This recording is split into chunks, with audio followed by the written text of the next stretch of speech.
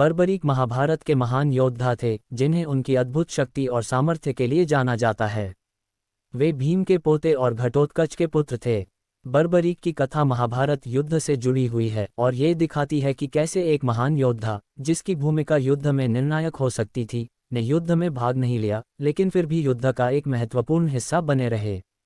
Video को शुरू करने से पहले आपने अभी तक हमारी YouTube चैनल सेम महेर ब्लॉग को सब्सक्राइब नहीं किया है तो जल्दी से हमारी चैनल को सब्सक्राइब कीजिए, वीडियो को लाइक और शेयर कीजिए ताकि ऐसे ही मज़ेदार वीडियो आप देख सके।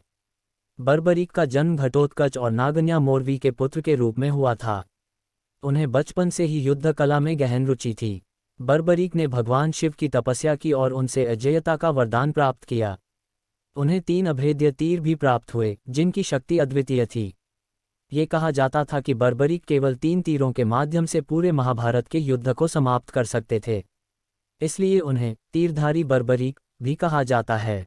जब महाभारत का युद्ध प्रारंभ होने वाला था, तो बर्बरीक ने अपनी माता से कहा कि वे युद्ध में भाग लेना चाहते हैं। उनकी माता ने उनसे पूछा कि वे किस पक्ष का समर्थन करेंगे। बर्बरीक ने उत्तर दिया कि वे उसी पक्ष का समर्थन करेंगे जो कमजोर होगा। उनकी यह प्रतिज्ञा धर्म और न्याय के प्रति उनकी निष्ठा को दर्शाती है। हालांकि ये प्रतिज्ञा महाभारत के युद्ध में संतुलन बिगाड़ सकती थी, क्योंकि बर्बरीक के युद्ध में शामिल होने से पांडवों और कौरवों दोनों पक्षों की स्थिति प्रभावित हो सकती थी।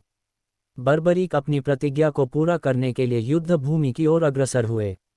रास्ते में उन्हें भगवान श्री कृष्ण मिले, जिन्होंने एक ब्राह्मण का वेश धारण किया हुआ था। श्री कृष्ण ने बर्बरीक से पूछा कि वे किस पक्ष के लिए युद्ध करेंगे। बर्बरीक ने अपनी प्रतिज्ञा के बारे में बताया।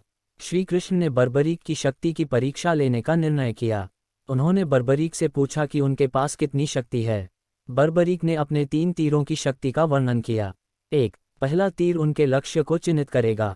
2. दूसरा तीर उन सभी लक्ष्यों को नष्ट करेगा जो चिन्हित हैं। 3. तीसरा तीर उन सभी लक्ष्यों को वापस अपने स्थान पर स्थापित करेगा।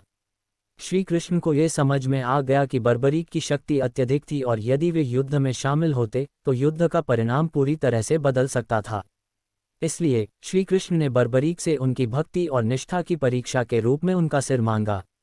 बर्बरीक, जो भगवान शिव के भक्त थे, ने श्री कृष्ण को पहचान लिया और उनके सामने समर्पण कर दिया। उन्होंने अपनी प्रतिज्ञा और धर्म के पालन के लिए खुशी खुशी अपना सिर देने के लिए सहमति दी। श्री कृष्ण ने बर्बरीक के सिर को एक ऊंचे स्थान पर रख दिया, जिससे बर्बरीक पूरे युद्ध को देख सकें। बर्बरीक का सिर, जो अब जीवित था, ने पूरे महाभारत के युद्ध को देखा। इसीलिए बर्बरीक को साक्षी गवाह के रूप में जाना जाता है, जिन्होंने महाभारत के युद्ध का पूरा वर्णन किया। महाभारत युद्ध के अंत में जब श्री कृष्ण ने पांडवों से पूछा कि इस युद्ध में सबसे महान योद्धा कौन था, तो सभी ने अपने अपने मत दिए। तब श्री कृष्ण ने कहा कि इस युद्ध के सच्चे गवाह बर्बरीक हैं और उन्होंने उनसे पूछा। बर्बरीक ने उत्तर दिया कि इस युद्ध में केवल श्री कृष्ण का ही प्रभाव था और उनकी शक्ति के बिना ये युद्ध संभव नहीं था। बर्बरीक के इस उत्तर से श्री कृष्ण की महानता और उनकी भूमिका को मान्यता मिली। आज बर्बरीक को खाटू श्याम जी के नाम से पूजा जाता है, विशेष रूप से राजस्थान में। ऐसा कहा जाता है कि श्री कृष्ण ने बर्बरीक को वरदान दिया था कि कलयुग में उन्हें श्री कृष्ण के नाम से पूजा जाएगा और उनके भक्तों की सभी इच्छाएं पूरी होंगी। खाटू श्याम जी मंदिर राजस्थान के सीकर जिले में स्थित है और यह बर्बरीक के भक्तों के लिए एक प्रमुख तीर्थस्थल है।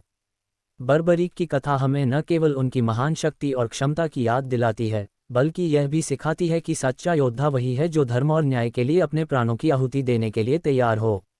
बर्बरीक का बलिदान और उनकी भक्ति अद्वितीय है और उनकी पूजा आज भी देश भर में श्रद्धा के साथ की जाती है।